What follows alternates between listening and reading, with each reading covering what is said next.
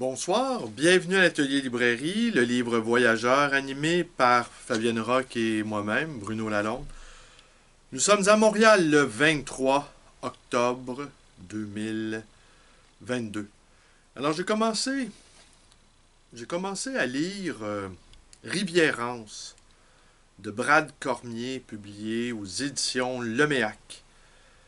Et je m'étais fixé comme objectif de je me donnais 2 heures, 2 heures et demie, 3 heures de lecture. Peut-être n'aurais-je pas terminé le livre. Et je me proposais de vous en parler dans la vidéo de ce soir. Mais au bout d'une petite centaine de pages, j'ai été pris par l'envie d'écrire. C'est un peu ça les livres parfois. Ça nous donne envie d'écrire. En fait, j'aurais envie de dire que tous les livres nous donnent envie d'écrire. Et tous les livres écrits nous donnent envie, non, pas de les lire. Mais donc, peut-être dans le cœur de chaque lecteur, hein, lectrice, j'entends par là qui consacre une partie importante de son activité intellectuelle. Parce que lire, ce n'est pas une chose passive. Oui, je sais, il y a Gaston Bachelard qui distinguait deux types de lecture. Celle faite, la lecture passive et la lecture active. Et les lectures passives, c'est celles où on n'avait qu'à se laisser porter par le texte. Et là, ça peut être de toutes sortes de textes. Et il y avait la lecture active où il fallait batailler avec le texte pour le comprendre. Alors, lecteurs tels que nous sommes, nous passons d'un pôle à l'autre. Nous n'avons pas renoncé à la bataille avec le papier, de même que nous n'avons pas renoncé non plus aux épanchements, à la douce, le doux abandon avec le papier. Alors donc, la lecture de cet ouvrage de Brad Cormier, qui est quoi au juste? C'est quoi au juste, le livre de Brad Cormier? Ben, c'est une espèce de road trip, à la fois historique, poétique, familial, à travers l'Amérique des Franco.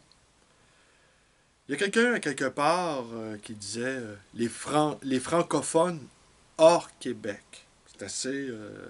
ça désigne tous les locuteurs parlant français et toutes les variantes du français, parce qu'il y a beaucoup de variantes de français en Amérique. Ce n'est pas que le français parisien. Eh bien, était gêné qu'on les qualifie de francophones hors Québec, comme s'il n'y avait qu'un seul centre et que hors de ce centre, le Québec, il n'y avait pas de réelle existence. Alors, et le Québec lui-même se sent hors Canada. Alors, c'est pas de ça dont j'ai vraiment envie de vous parler. Alors, j'ai écrit un texte, m'arrêtant dans ma lecture et regardant l'heure, je me disais, oh, j'aurais pas le temps de finir le livre, va sans dire.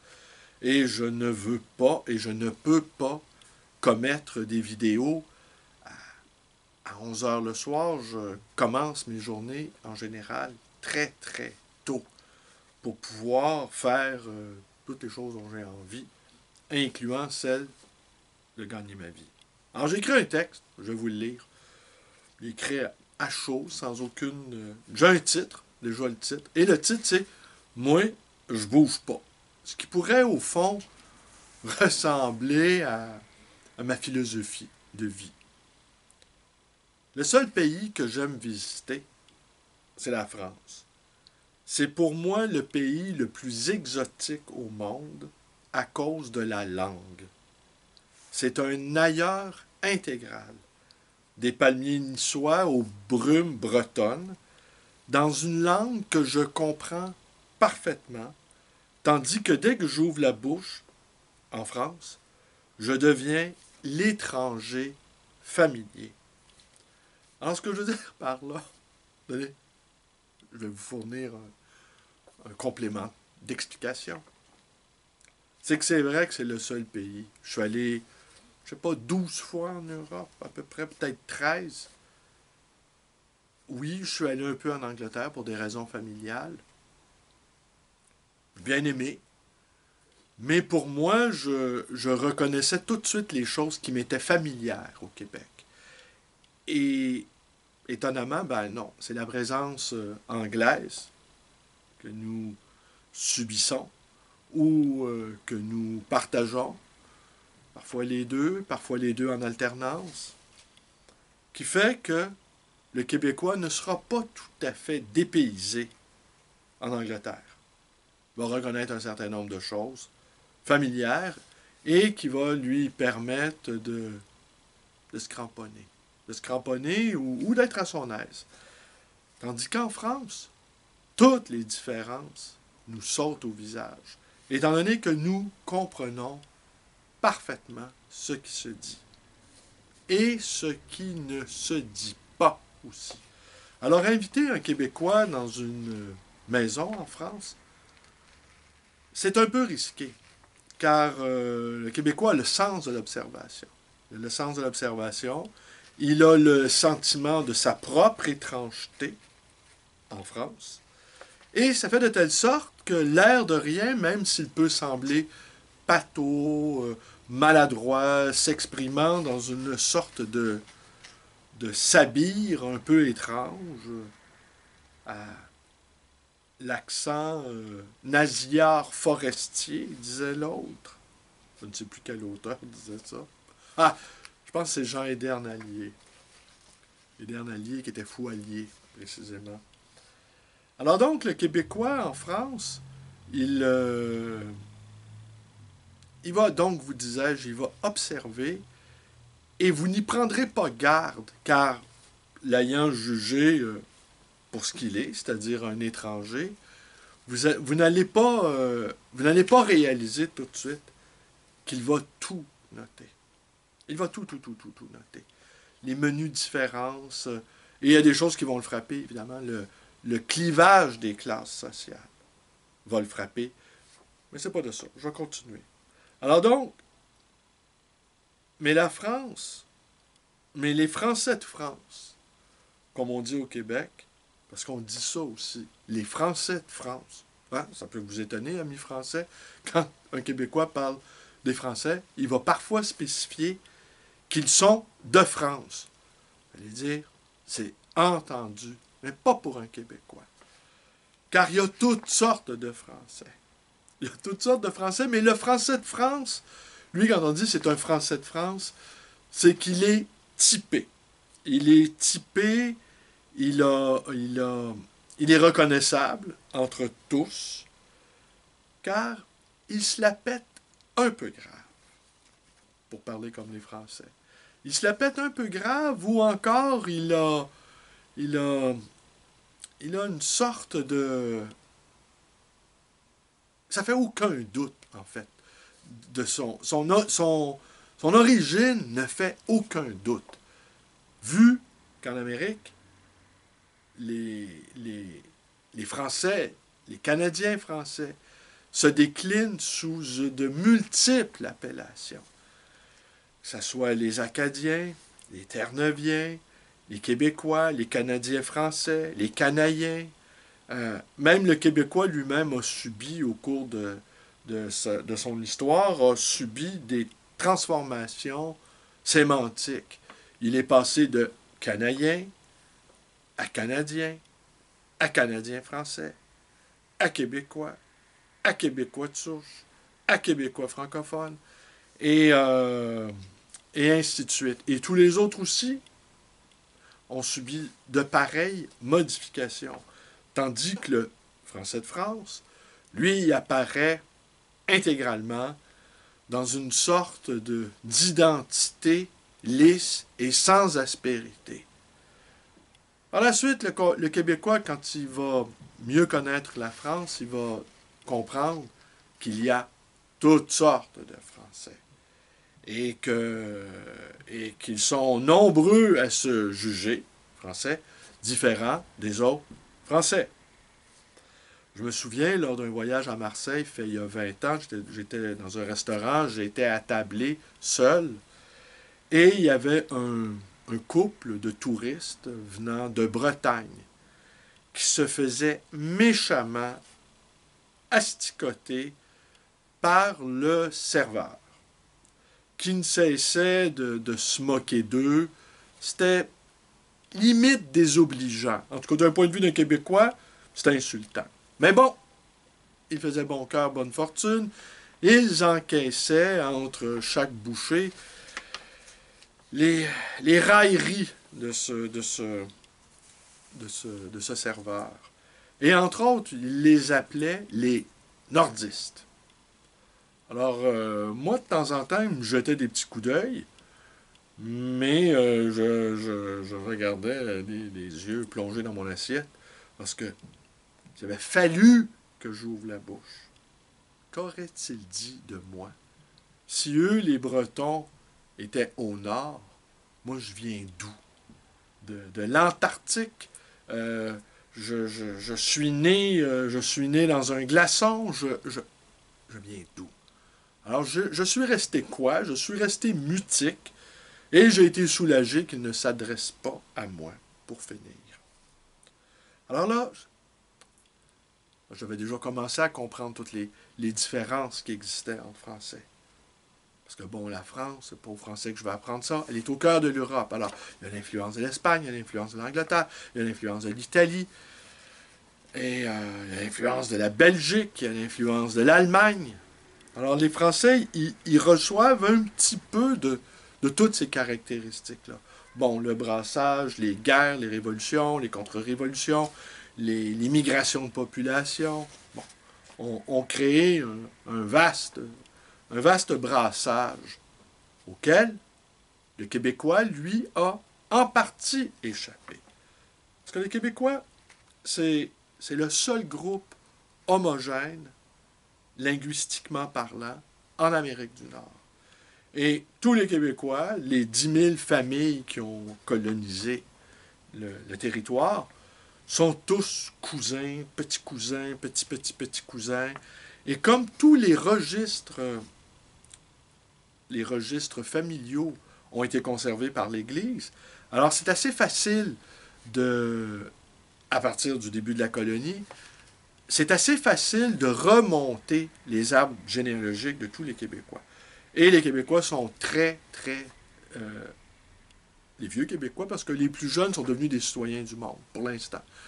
Pour l'instant, les plus jeunes sont des citoyens du monde, mais on est citoyen du monde quand on est jeune. Après, la terre finit par nous agripper les pieds, et la loi de la gravité finit par faire son effet. La loi de la gravité, et avec ce qui s'ensuit, l'enracinement. Alors, l'enracinement est inévitable. Jeune, on est une bulle de savon, et on se dit citoyen du monde, c'est très bien. Mais l'existence faisant son œuvre, on devient lesté du poids de la mémoire, du poids des ancêtres, du poids des traditions, du poids de la langue, du poids de la politique, faisant de telle sorte qu'à un moment donné, on n'est plus ailleurs, on est d'ici. Alors donc oui, alors quand on dit Français de France, il faut le spécifier comme espèce. Hein, voilà. Il y a une espèce qui s'appelle les Français de France.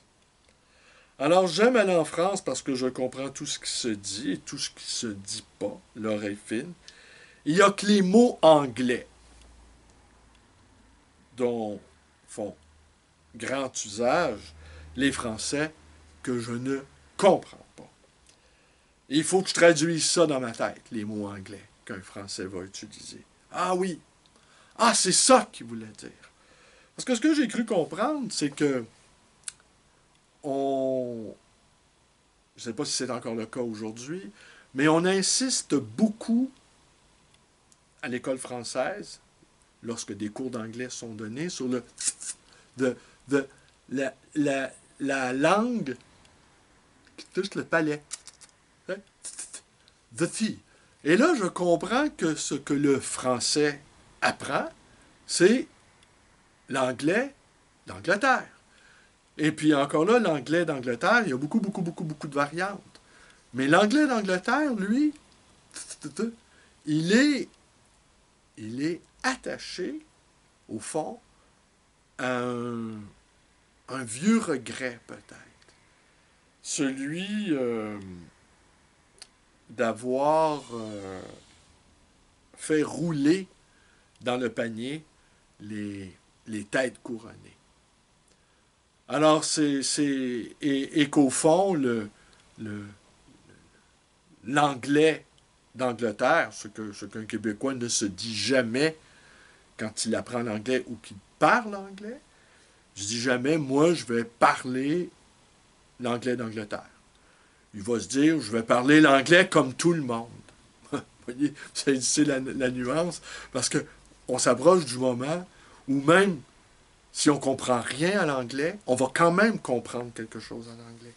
Parce que cette espèce d'anglais globish, comme on dit, finit par contaminer tous les cerveaux. Sauf celui des jeunes Français qui, eux, apprennent l'anglais comme s'ils étaient à la cour de la reine, de feu la reine Élisabeth, de la cour de Charles III, maintenant, Charles III. Charles III, ouais.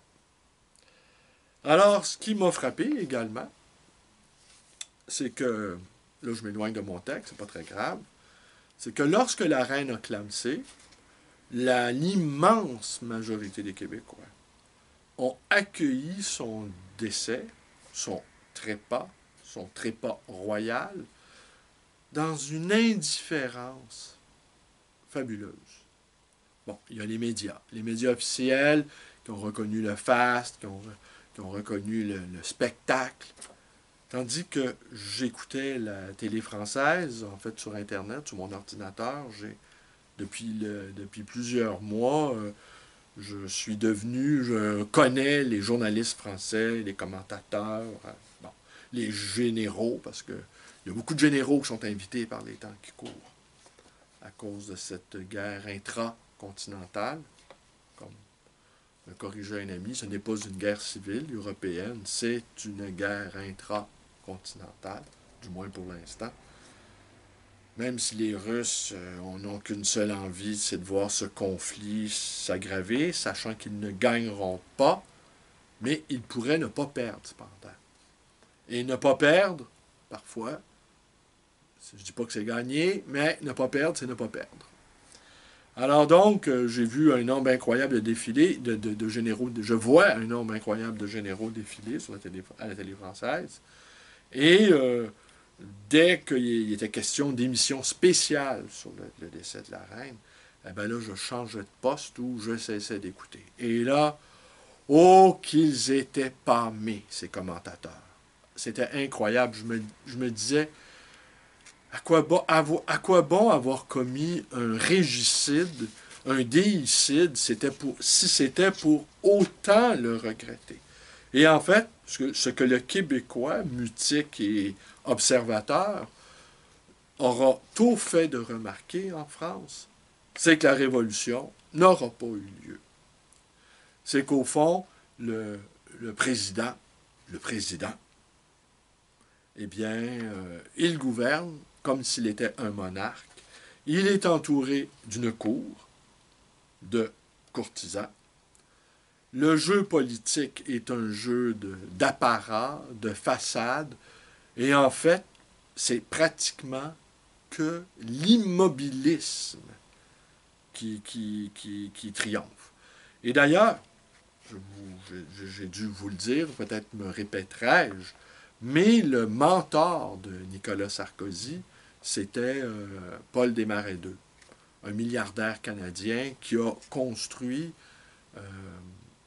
dans Charlevoix un domaine versaillais. avec des jardins à la Versailles. Il faut voir les photos.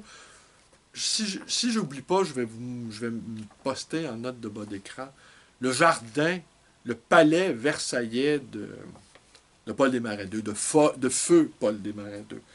Alors souvent, lorsque que, que Sarkozy traversait une crise politique en France, il allait trouver à la fois réconfort et conseil auprès d'un Canadien français né en Ontario, un franco-ontarien.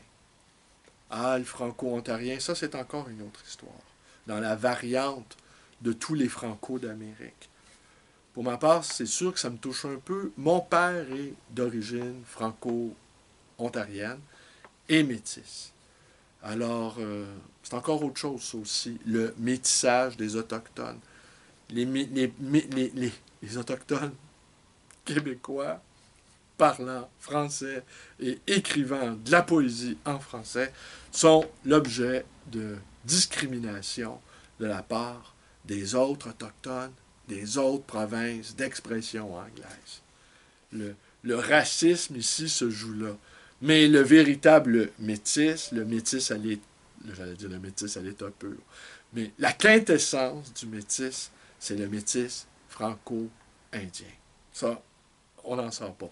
Mais il y a eu des métis écossais aussi, également. Alors, dans l'Ouest canadien. Ah oui, donc, ce Paul Desmarais Sarkozy avait en tête, et ça, les Français peut-être le comprenaient bien, mais un Québécois pouvait très bien comprendre ça. Sarkozy avait en tête de québéciser, de faire des Français une sorte de Québécois. C'est-à-dire à la fois nord-américain, avec les qualités qu'on reconnaît en général aux Nord-Américains, aux Américains, le pragmatisme, l'efficacité, la rapidité, on va dire, la capacité de vendre des objets, la capacité de vendre des idées même. Les Américains, ce sont des vendeurs. Ils peuvent tout vendre. Ils vendraient leur pays s'ils pouvaient, mais bon, c'est pas le cas. Alors Sarkozy, le projet de Sarkozy, c'était de faire des Français des êtres moins attachés à la pierre, moins attachés aux traditions, moins attachés à la princesse de Clèves. Et sa manière de s'exprimer contrastait tout à fait avec le style de ses prédécesseurs qui, eux, avaient conservé les manières onctueuses, les manières pas conctueuses, mais les manières monarchiques, les manières de hauteur. Le président s'adresse à la nation. Sarkozy se tenait penché sur son lutrin et sa manière de s'exprimer, directe, frontale et sans détour, a sans doute déplu aux Français, visiblement. Mais de ce point de vue de l'Amérique, moi je détestais Sarkozy parce que oui, justement, Sarkozy s'opposait à l'indépendance du Québec. Il essayait de réparer les erreurs de Charles de Gaulle, erreurs, en parenthèse, de Charles de Gaulle ou encore de Jacques Chirac, qui étaient des alliés objectifs, peut-être intéressés un peu tout de même, de la cause indépendantiste.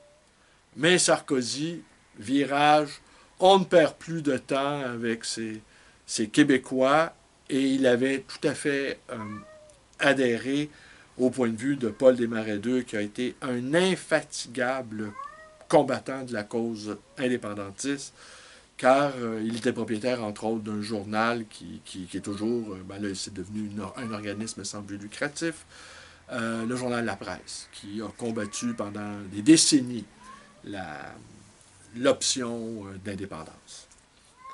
Alors oui, Sarkozy avait pour projet de faire de vous, amis français, des Québécois. Je ne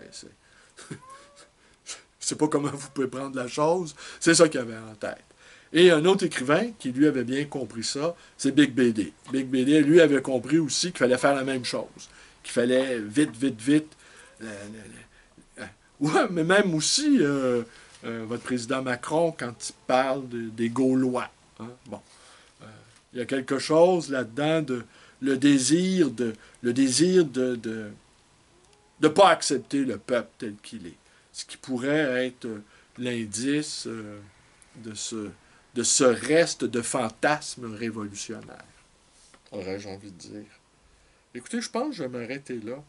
Ouais, j'ai écrit 3 pages, mais je pense que je vais faire une vidéo en 2 parties, simplement, avec dont le titre c'est Moi, je bouge pas. Je vais vous expliquer pourquoi, au fond, mon projet de vie, ma philosophie, pourrait se résumer à la glorification de l'immobilisme. Je ne cesse de répéter parfois, je ne vais pas brûler mes cartouches, je suis inamovible. Je suis inamovible. Je suis un mainteneur. Moi, tout ce que je fais, c'est tenir le fort. Je suis comme dans le roman de Dino Buzzati, le, le désert des Tartares. Je ne bouge pas. Est-ce que la guerre va venir? Est-ce que les armées vont venir? Je ne sais trop. Je suis là. Ou je suis encore comme Kevin Costner dans Il danse avec les loups. Ou je suis encore comme un personnage de Régent du Charme qui veut que rien ne bouge. Il ne faut pas que les choses bougent. Voilà, ça va être tout pour ce soir. Merci, portez-vous bien et à demain.